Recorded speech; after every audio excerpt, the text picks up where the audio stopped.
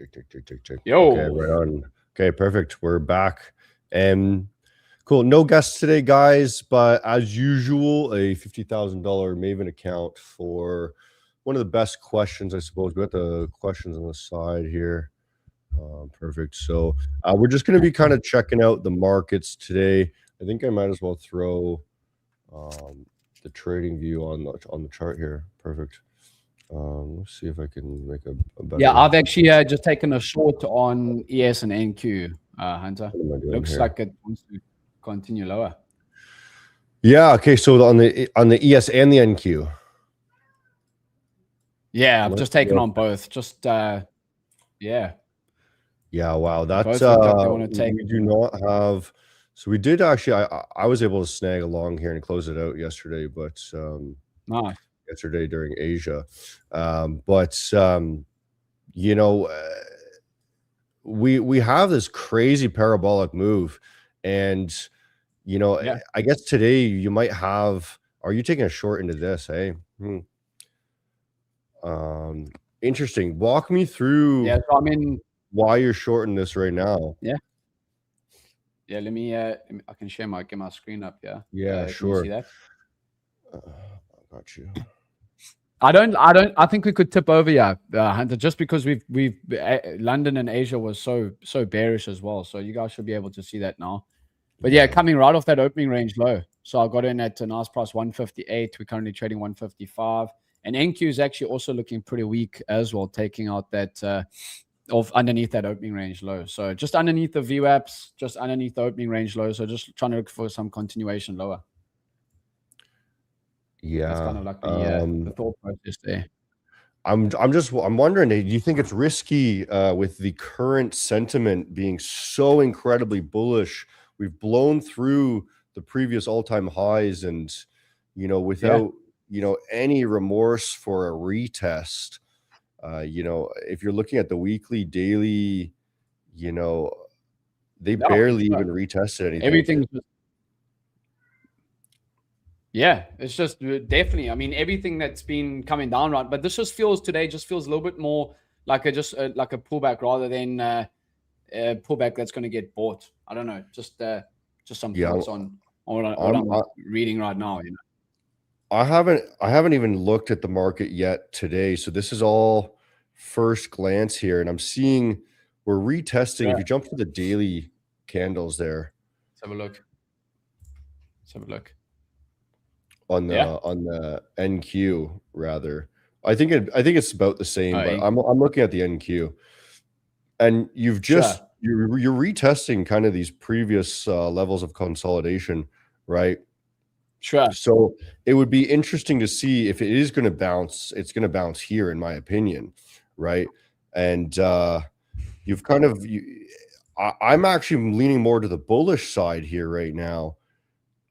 Just at first glance, just because we have that level, right? And then you're failing to make new lows on that 15-minute time frame.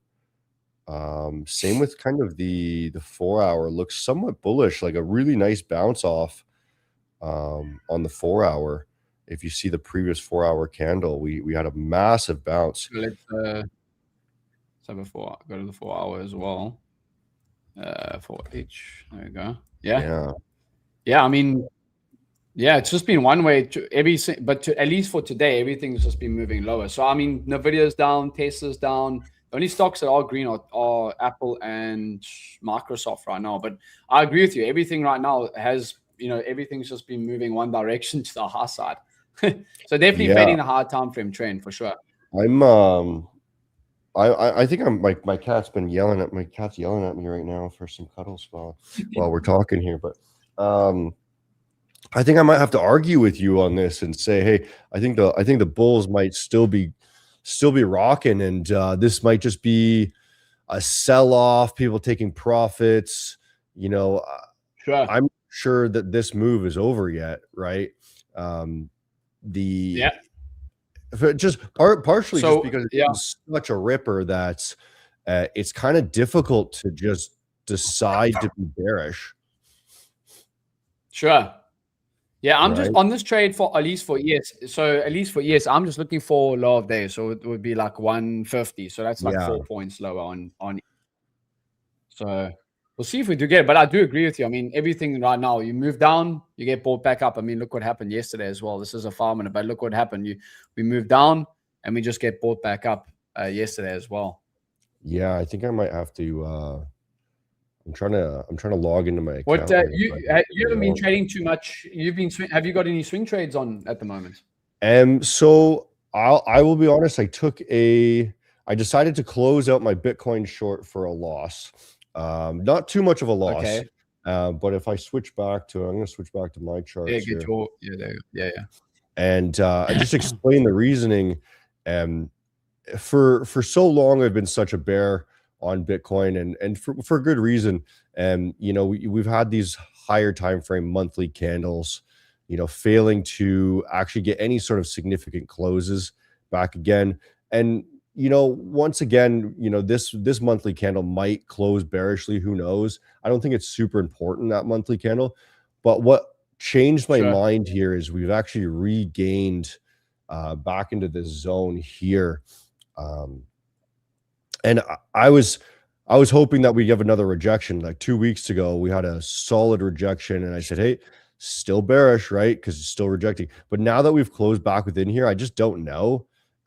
So just last night, I closed out my short, slight loss because I think we were shorting from somewhere on these highs, so it's not too bad.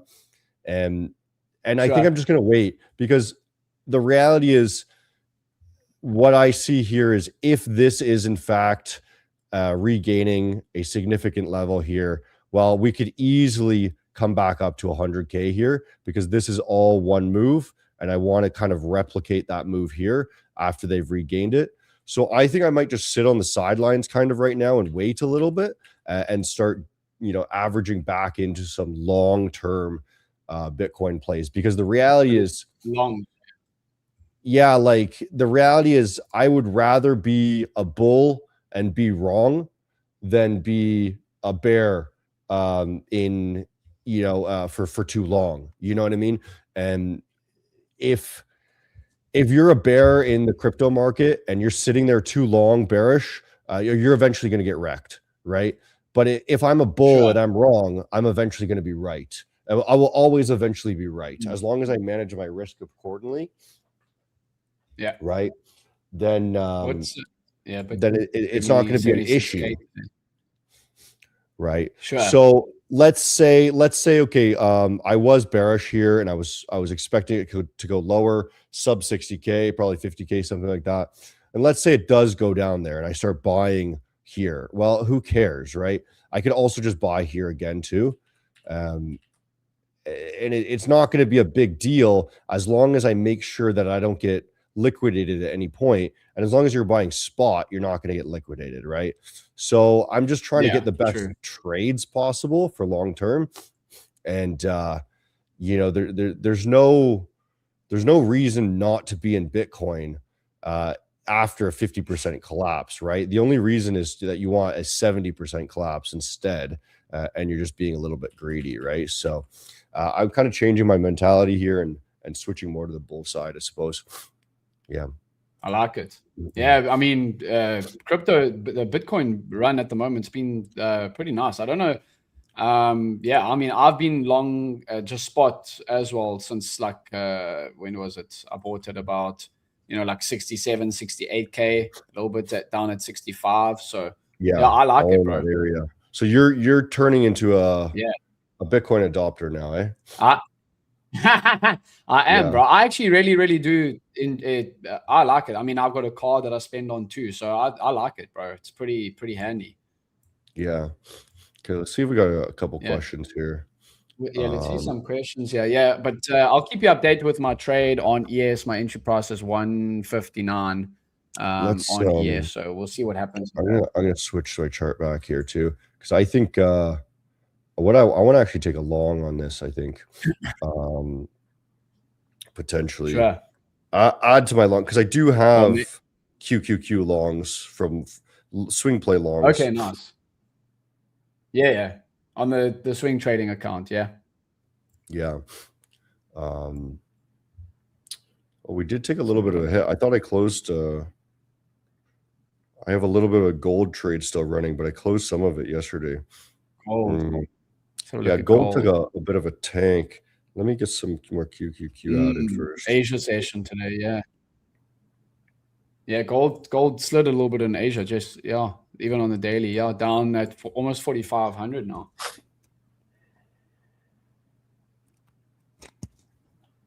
Interesting. Any obviously most of the guys on Maven are you said gold's quite popular with you guys, yeah?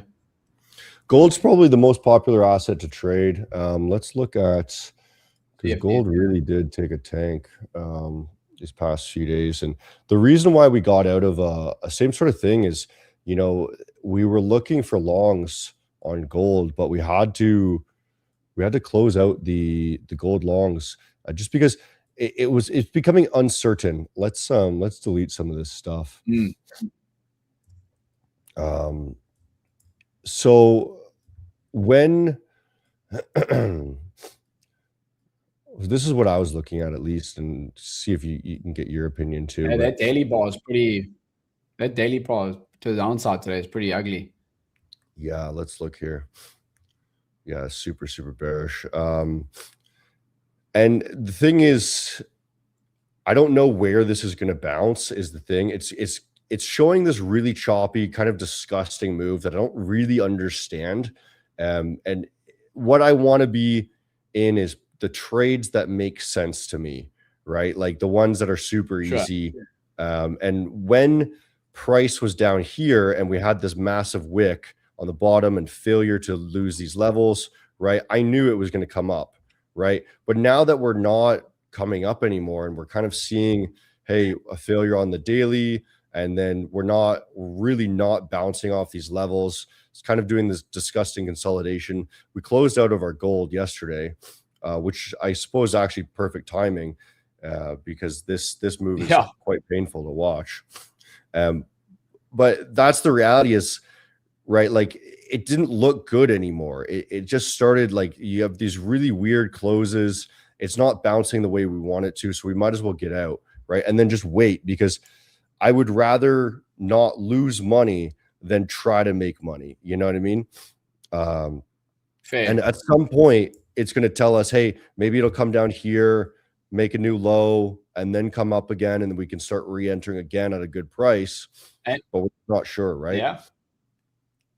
And no more wheat trading. Remember where that wheat trade? Oh yeah, man. It's been downhill since that wheat trade. There's been no good easy trades since then, hey? How about yourself? Are you taking any swing trades right now? At the moment, just that Bitcoin that I'm holding. I did have some Mag 7 stock names that I got out of about end of last week. Which obviously I missed out on a little bit of extra gains on Nvidia this week as well. Nvidia was up like 5% yesterday, but just that gold that I'm holding, just that Bitcoin that I'm holding at the moment. So that's all I'm really looking at from a swing trading perspective. I'll see what Bitcoin does and then maybe add to it, but I haven't really been looking too much on the swing trading side of things in the last week or so, I'd say. Now let's ask you a question. This NASDAQ move, this caught a lot of people off guard. And geez. Even myself, like long-term plays, it looked crazy bearish for a while. And the only indication I suppose you might have gotten that this was going to come back up was this massive green candle here. What would you do as a trader now that you've seen, hey, we have this massive move. This is a month long of just straight up. How would you play this now? Yeah, I mean, like that, even for my trade now, I would agree with you. I'm definitely fighting what's been happening in the last, how many weeks is that? Like four weeks. But I'm just trading what's in front of me, and managing risk. I think that's the best thing that you can do as a trader. You can't, no one can really predict markets in terms of long-term profitability. I just look at what's in front of me and I try and trade from a day-to-day perspective. I think that's the best thing that I can kind of offer in terms of advice. And so it's you never know what's going to happen. I mean, like, look at the NASDAQ drop today. I mean, it's already down today from Asia high. It's down, 60 points on ES, and NQ's down. What would that be? 400 points, So, yeah, I think just trade what's in front of you. That's kind of like what I try and stick to, at least. Fair. There's another. Yeah. I have another. We are coming down a little bit. We are trying to rotate back down now on ES, so my ES is in profit. Let's look at 150, 159. Yeah. But yeah, I'm just looking for low of day, Hunter. So it'll be like, as I said, like 150. I'd be looking to trim on ES. Yeah, you might get it. With a momentum like this, it's this is a lot of downward selling. Even if I noticed that even if you do get these massive wicks, if there's so much momentum, so often it just hits it a few times, right?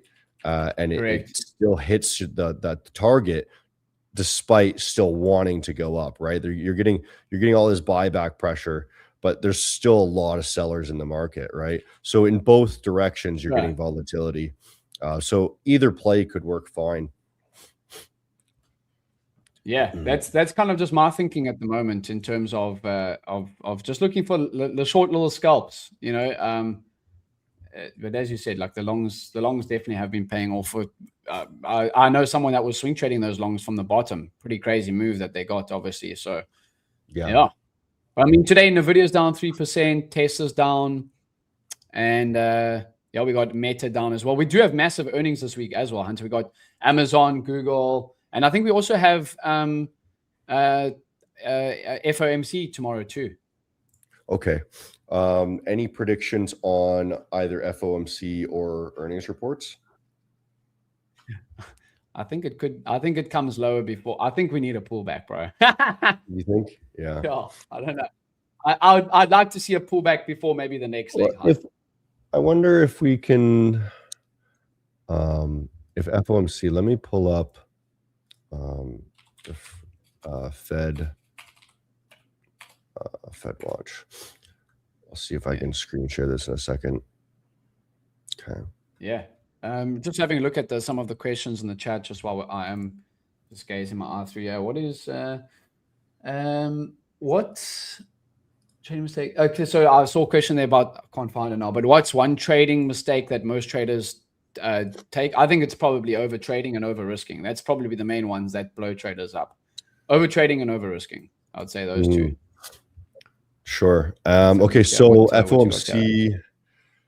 FOMC tomorrow, it looks like 100% chance that nothing happens, right? So if you guys are curious of how FOMC is going to affect the market, what you can do is you can go to the Fed Watch CME group here, right? And it'll tell you when the next FOMC is. And then it's going to give you a percentage of the odds of basically, who's voting where, basically, right? On the board. And looks like for the first time ever, really, is 100% chance that tomorrow is going to be the same as the current. And now, if you want to predict if there's going to be crazy volatile moves, basically, if they cut rates, I guess it's going to be different depending on what the current situation is. But if they cut rates, generally that means that it's going to be more borrowing in the market. Okay. So right now they're not going to cut any rates, but if they do cut rates and it's unexpected, that's going to cause markets to pump. Okay. Because they're going to be able to, investors are going to be able to borrow more money, right? And if they hike rates, then generally what that means is prices are going to go down because investors aren't going to be able to borrow as much money. Okay. So what do you mean by rates? Yeah. So these are the interest rates lending for borrowing money, for lending money. Yeah. Yeah. So if people don't know, right? I normally theoretically, I'm not a trader, Nick, on this type of stuff. He's kind of like the master, right? But I think typically if the Fed cuts rates, stocks move higher. If they hike rates, increase rates, then stocks stocks come lower. Yeah, that's correct. Yeah. Cool. Question from Omar. If you lost 50% of your capital tomorrow, would you change your strategy, or would you just double down because you believe you're right? Be specific. What if you lost all your capital? 50% of your capital tomorrow. Basically, how would you change your trading? That's an interesting one. I'd probably take a break personally before looking to do anything. I mean, 50% of your capital is probably pretty crazy, bro. I'd probably take a break and then plan my next move from there. But that if you're losing 50% of your capital, it's probably over risking. So you definitely need to reevaluate that. Yeah, unless you fat fingered something. Fair. You know, that's happened to all of you. Trade 10 lots instead of 1 lot on this. Yeah. Honestly, if I lost 50% of my capital tomorrow, I wouldn't do anything different, because I trade with an amount of money that is meaningless to me. You know, it's I think trading should be with an account. Like, you should be trading either on prop firms, because then this doesn't even matter at all. But if you're trading with your own personal funds and you lost 50% of your capital in a single day, like, you shouldn't ever trade again. You should just quit forever, right? Because you know what I mean? Like if you have such, you know what I mean? If you have such a significant amount of money, then you didn't manage your risk at all. You know? Agreed. And you should only be trading with money that you can. That's why actually I like prop firms, Hunter. Like, if you fat finger an account or something like that, you only lose the amount that you paid for it. That's why I like it. Yeah, and I've done that a lot. Whereas if you do that on a personal trading account, you can, and you got 10 grand in there, you fat fingered, you lose 5 grand. That's going to sting, you know? Yeah, I think with an amount like 10 grand, like that's kind of what I like to play with. Because if I lose 50% of it, I don't care. It's not an amount of money that's going to be anything meaningful, life changing. Agreed. To my life, right? And that's just the preferred way that I like to trade. Is I like to trade in the fashion of it being a hobby, right? So I do this for fun. I have steady income elsewhere. Sometimes my money goes up, sometimes it goes down, and then it doesn't really matter, right?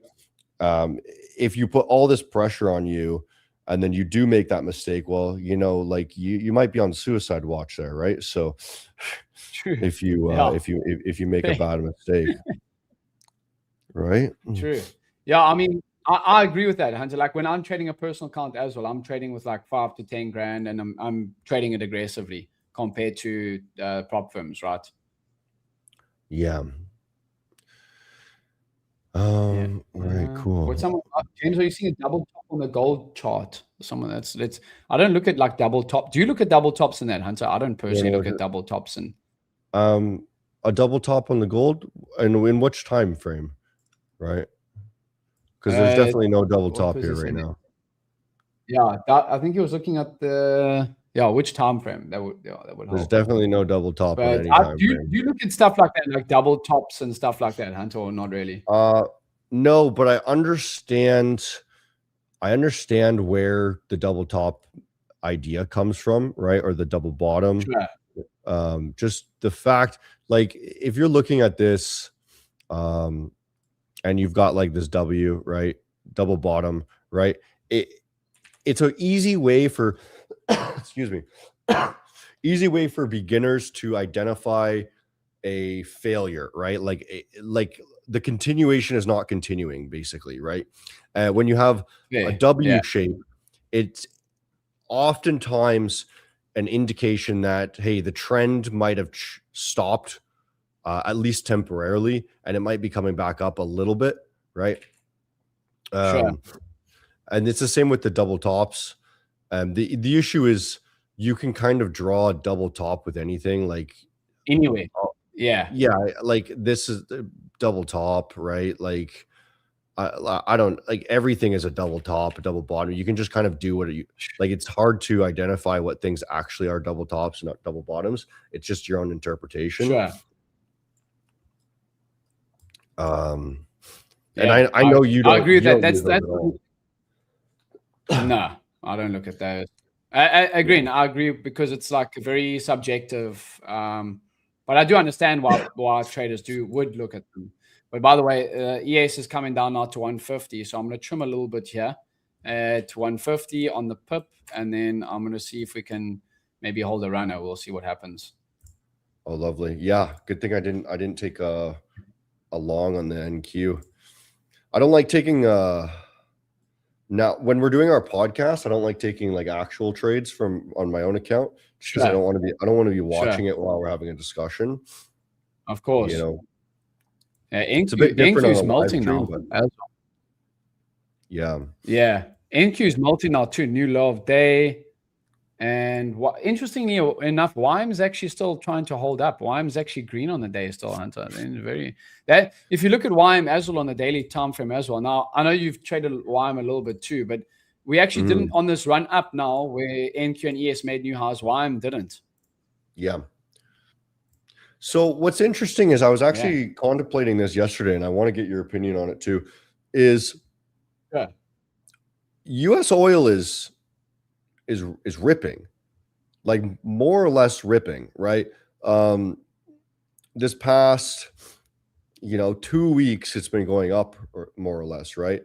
And then US oil here, same sort of thing. This one's absolutely ripping as well.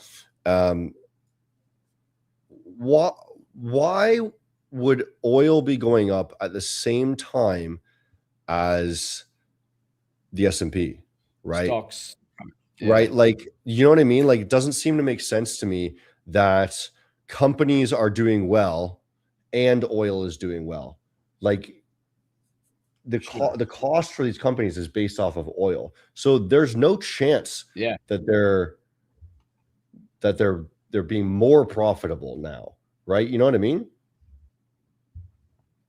100%. Yeah, it is a strange one. I agree with that. Yeah, like what's oil done in the last? Yeah, oil in the last 3 or 4 days since like the 21st of April is up 16%.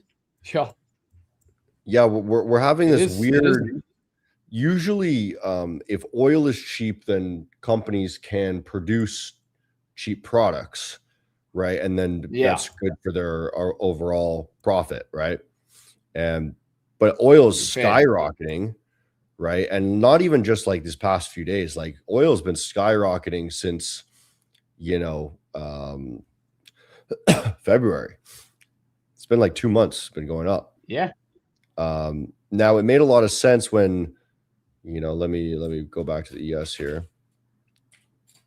Yeah. Made a lot of sense when,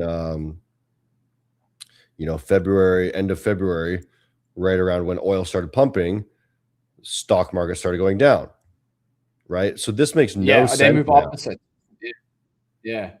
All of a sudden it just switched. So I'm not so certain about this. This pump seems to be really, really weird. It means it potentially could just be a massive manipulation. Sure. Because are you saying normally when oil goes up, stocks come down, and when oil goes down, stocks go up? Is that that should be logically the trend, right? Is sure. Oil runs pretty much everything, right? Would you agree? Yeah, I do agree. Yeah, in terms of business operating, machines, stuff like that. Yeah. Yeah. So if oil's really expensive, then it's really expensive to run a company, right? Sure, and it eats into their profit margin. Exactly. So oil is already expensive. Like if I go to the gas station right now, I'm spending like $2.50 per liter in Canada, at least. It's crazy. Sure. I'm spending a tank of gas for me is like $200 now, right? Yeah, it is wild. We're gonna have to start walking. Yeah, I can't do that. I just don't leave the house anymore. Just work all day. Yeah. Sorry, I can't leave the house. Yeah, I'm gonna walk. But Yeah. So I mean, so I their do agree with operating you in costs are terms of definitely that. going up, Yeah. right? And Yeah, I don't it's actually uh, a weird one. sorry, go on. No, I was going to say, this is a weird one that you mentioned that now, because oil has just been pumping. Normally, what I've seen, even on that move up, is when Trump tweets something or something like that, stocks will jump up, but oil will come down. Whereas it hasn't been doing that in the last couple of days. Yeah. I think that this might be just more Trump manipulation to an extreme, because when did this start pumping, right? This started pumping when they reached a ceasefire, I believe, right? Sure. Yeah. But price of oil has not gone down. Yeah. You know what I mean? It's a good point, actually. Yeah, I So agree with that. it's like they made this news of, hey, there's a ceasefire, and everyone's flamboyant again about the markets, but nothing has changed. Yeah, it's Right. actually a fair point. Yeah. I'm wondering if, at some point here soon, we just get a massive red candle, right? And because I don't think this is being held up by anything, right? There's what price should be at is way down here, right? Price should be way down here based off of what oil prices are, right? Yeah. Yeah. And also, but again, I think like this week is probably going to be a big week in terms of what got everything like gold, oil, the stocks want to do, because we obviously, as I said, we got a lot of those Mag 7 earnings, and we have interest rates tomorrow. So, I definitely am going to be, my eyes are going to be on the lookout for what price wants to do. Then what's this NQ? I mean, this is a pretty big bearish bar in NQ. We haven't had a bar like this literally since, March, end of March. So the biggest, this is like, we've had, dude, it's actually been crazy. We've only had on NQ, we've only had 3 red bars in the last, since the beginning of April. Yeah. Oh, yeah, we've had wow. one on the, yeah. So it would be, your NQ actually looks a little bit, are you on MNQ? I'm using NQ continuous contract. That's probably why it might look a little bit different as well. Same. Yeah. Yeah, mine, your doji at the top there showing red candle, mine's still showing a green. But this is a pretty big pullback right now on NQ today. Down, I think if this closes pretty aggressively red today, I think we definitely start to see a little bit of a retracement back. What do you think about this, Hunter? Like back into this level on NQ, those highs there at 26, like 300, 26, like 400. I'll show you a chart. Like something like this, something like that, like a retracement back into like this. Before we maybe get if this like that, before maybe the next leg higher, something along those lines. That's exactly what I think everyone's looking at, right? Is we've gained on the weekly candles. What we'd like to see is a nice monthly close here soon too. They have 2 days left in the month, right? So, and it's going to be a race of, hey, can they close the monthly above the previous highs, right? And then we can make a decision whether or not we're going to continue up. But it looks like, okay, if the next 2 days dump like today dumped, well, then we're not going to be able to support this new high attempt. And that's going to be the top of potentially a bear market actually coming in pretty soon. Look at that Nvidia. Nvidia was up 5%. We've almost erased that whole move from yesterday on Nvidia just today. We gapped down today, and now we just continue. Now it's just fading away. Nvidia was at all-time highs yesterday. Yeah, so, it's unprecedented times, man. Like the volatility of a lot of traders are getting burnt, and I'll be honest, I am one of them lately. Not really getting burnt, but just not making money. You know what I mean? Made money at the start, like January, February, and then these past 2 months, nothing. Down a little bit. Still up maybe like 30% on the year, but nothing. Nothing to be proud of anymore. You know what I mean? Yeah, I mean, it has been tough. I agree with you 100%. Interesting. So now I think on ES, and I'm just watching ES because I trimmed some of mine there, but I'm just watching ES. I think next level down on ES, if we take out these lows, like with like a bearish 50-minute, I think we come back down to like 140 down at these lows over here, which is down at 7140 on ES. NQ would be looking pretty bearish as well on NQ, but NQ would be like down at these, kind of at these next level, like 26,900 kind of. We at just slightly above 27K right now. Yeah, so my shorts that I'm still riding there look pretty nice. But let's see if there's any other questions in the chat. Yeah, I got anything you yeah, okay.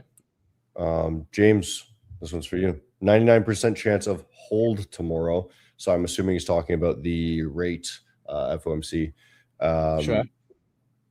Is there a scenario where a surprise hike happens because of $100 oil? Actually, I don't really understand that question. I think I read it differently. Saying because of the oil prices. Yeah, no, the question doesn't make sense actually. Is there a chance that they basically, I think the question is there a chance that there's going to be a rate hike because of oil prices? No, that does not exist. Yeah. There's zero chance. I think I read it wrong. Yeah, I thought that was a much better question. Yeah, I wouldn't. No, I mean, again, I don't think they make decisions based on oil prices personally. They definitely could do be not. wrong, but yeah. They definitely do not. Yeah, NQ does look pretty weak here, Hunter, I must say. Like, it's not looking particularly strong at these levels. Yeah, I think I'm gonna have to I think I'm gonna have to reevaluate some of my positions here soon. Maybe get out of my QQQ longs. Now, what's one of the ones that's, I'm just looking at my positions right now. One of the ones that pain me a little bit here is I'm down on the copper company, 5% down on. Let me show you this guy here. Let's have a look. We've been long-term on copper. This Southern Copper Company, you know, just completely crashed 5% today, and you know, copper's been super crazy bullish lately, actually. And I wonder, actually, I'm going to pull up Edge Finder here. This is from Trader Nick. And one of the great things about Edge Finder is you really get a fundamental breakdown of, you know, any sort of asset. So fundamentally, gold is not doing super well, and you can get, you know, a breakdown from each of these individual, you know, metrics. With copper, though, copper does it give stocks as well?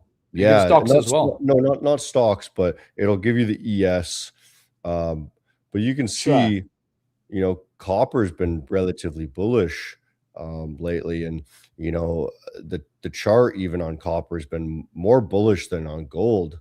Actually, I'm going to switch over to actual copper here. And what I've been hoping for with this copper investment is that we get, you know, a run up similar to how we had gold and silver and platinum, because this is the only one that's not gone parabolic yet, right? So I've been sitting on copper for quite a while now, hoping that it you know, rips up, but it rips. Yeah. And what other stocks? What do you think of stocks like Robinhood because of that pattern day trading rule as well that's now gone away? What do you think of like a stock like Robinhood? Do you think that that's got potential? I mean, that's like down 70% of all-time highs at the moment. It's down. Oh, wow. Yeah, actually more, 88%. Wow. This is, you know, what's funny is I actually watched Dumb Money the other day. Have you seen that movie? Oh, the Netflix documentary. Yeah. Yeah, with Roaring Kitty and from the GME stock. Yeah. And what was so crazy is, you know, that was largely about Robinhood and their IPO, and then, oh wow, so this is this looks like it might be pumping back up because of that announcement was just last week, right? Correct. Yeah, I think they actually jumped like on that announcement. They jumped like 5 to 6% just off that announcement, bro. Yeah, it makes a lot of sense because they're going to make money based off of that because it's going to be more people are going to trade. Yeah, easier for retail to get in, right? And that's the name of the game for brokerages is how easy is it for people to trade on there? And you know, it's going to be more and more easy. Yeah. I just want to look at GME because you know, little flashback here. Roaring Kitty. Yeah, this I was actually fascinated by how fast wait, GME, how fast it went from you know, it was what, $5 or something, right? True. Yeah. And then it was at $5 somewhere here. And then in just a couple days, it went up to, and this is the ultimate pump and dump, 120, and then crashed in another day. You know what I mean? And it just went back and forth for a while. And yeah, he was holding like millions of dollars in that. He traded them as options plays, though, correct? I'm not sure. I think he had. I thought he just invested in stocks. I thought it was because it's all on Robinhood, right? Sure, yeah, but then I think he also had some options plays as well. I think later on, like maybe. Like later on, like in 2022. Yeah. So yeah. What was wild is he had 47 million at the peak here. Yeah. And yeah, like if you're just thinking to yourself, you're like, when did you expect to sell? You know what I mean? you made 47 million in a week. Jeez. And you're out, like, bro. And you're like, it's not enough. Like that is insane. Yeah. He put in. It shows you that. Sorry, go on. No, I was going to say it. And I think now I could be wrong on this, Hunter, but I think he actually did take options plays like 2 years later, and I think he was up something like 50 million on them, and then in one day it obviously dumped, and he was down like 20 million on them. But he still had, and he was on stream like wounded in patches and everything like that. It was like. And he was like chilling, and he was down on the day like $20 million in unrealized gains, obviously, but pretty crazy. Yeah, I only vaguely remember that because I was like 2021 and I wasn't trading that year anymore. Took a break, and I just remember hearing about Roaring Kitty being up millions of dollars, and he was just live streaming it. Streaming, yeah. But it's just like. He put 50 grand in and he 100x'd it in a week. And he's like, it's not enough. And it just blows my mind. He's like, I'm just going to hold. Like, why are you holding? Well, for why? What's the purpose? Money. Yeah, I agree. Yeah. Yeah. to get money back from the hedge fund. Let's get a couple more questions and then we'll wrap her up. Yeah. See if this, let's see. So someone's asking a good question about, will AI eventually replace human traders entirely? I don't believe so. I don't think that will. I think there'll always be space for human traders, like discretionary trading. I don't know. What are your thoughts? Well, I think in theory, it's already kind of replaced human trading, right? Like the majority, like what do you mean by replace, right? The majority of traders is already a robot, right? And like, you could argue that it's AI-ish, right? Like, what is AI? Is it machine learning, or or is it just a robot running, right? Like, how did you code your AI? You probably use Claude, right? So, I would already argue that majority of the market is already running off of AI and bots, right? You're just kind of. This is why I think large portion of trading is it's for fun, right? I think trading is a fun hobby to have, and you'll play around and make some money. But if you really want to, make a lot of money from trading, the best way to go about it is doing quant, right? So coding like a quant bot or something, right? Because then you can just trade 24/7, right? Sure. Right? Yeah. Until you. Sorry, I think we keep until cutting you each realize other off because the the delay. martingale bot. Yeah, geez. Sorry, I think we have a delay here. So. Yeah, no, it is a little. I don't know why.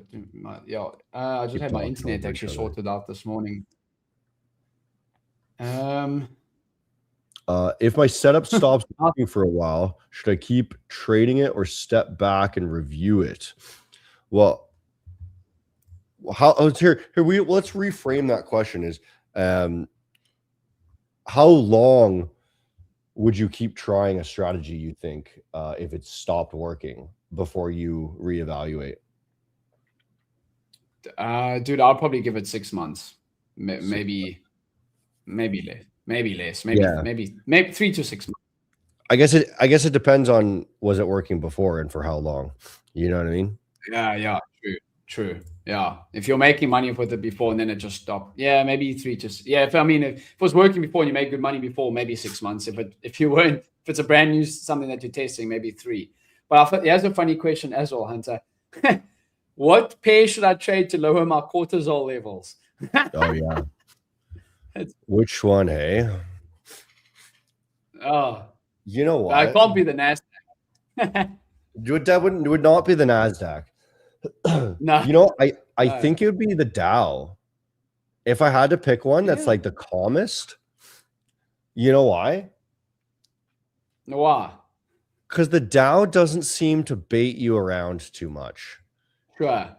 It just does its picks move. A direction and wants to it picks a direction. It gets it done quick, and then you'll be done. You'll be done in the day.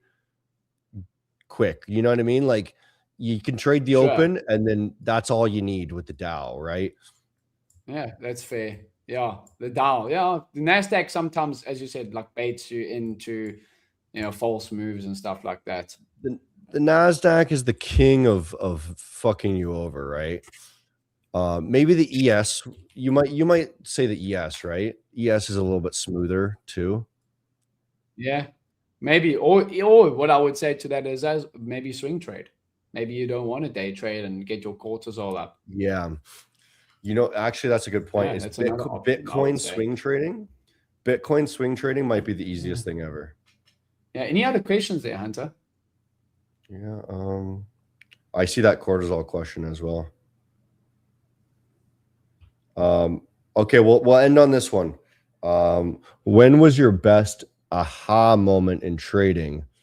Can you share your experience? Do you have one? And then maybe I'll share. Yeah, I would say probably mine when I started to have like daily max loss limits that kept me in check. That was probably like the best one for me, limiting the downside. That's yeah. Yeah.